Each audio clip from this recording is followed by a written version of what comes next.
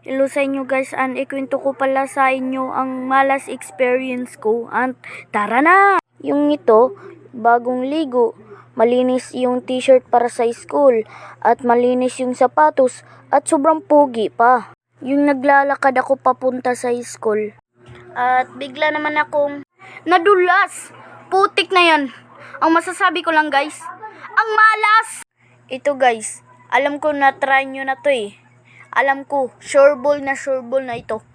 Alam ko, yung inutusan ako ni mama na bumili ng tuyo. Yung naglalakad ako, lumingon ako sa langit. Hindi sa ibaba. Putik na yan. At habang naglalakad ako, dito na nagsimula. Dito na nakatapak ako ng tae. Putik na yan. At hindi natin makakalimutan yung malas ko sa school. Ito kasi yon. Sa naalala ko, nag-exam kami. Tapos, excited pa ko niyan. Excited. Kasi, nag-homework ako niyan.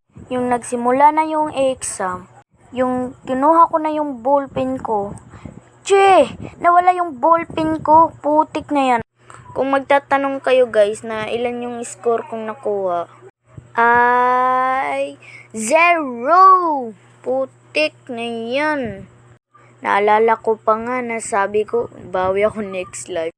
At meron din akong kamalasan sa snack. Habang ako ay kumakain ng pan. Sarap ng pan. Uy! Bakit nahulog? Sayang yung pira ko! O diba? Malas talaga. Minsan talaga hindi mawala yung kamalasan natin sa buhay, no? Malas. And dito na magtatapos ang aking malas experience. Maraming salamat sa nag-like and subscribe. Thank you sa inyo. Kayo ang dahilan na nagpapatuloy ako nag-animate dito. Marami akong malas experience. Kung makaabot tayo ng 20 subscribers, gagawa ako ng part 2. And thank you pala ulit sa inyo. And I love you.